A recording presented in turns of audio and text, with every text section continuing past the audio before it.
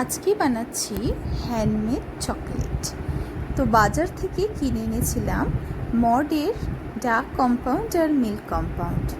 2:1 রেশিওতে আমি এখানে milk compound আর dark কম্পাউন্ডটা use করছি। ছুরি দিয়ে এরমভাবে ছোটো ছোটো করে কেটে নিয়ে সেটাকে মাইক্রোওয়েভ করে নিয়েছি। আর সমস্ত রকম ড্রাই ফ্রুটস যেমন কাজু, কিশমিশ, আমন্ড, পেস্তা, আখরোট সমস্ত কিছুকে এরমভাবে চপ করে নিয়েছি।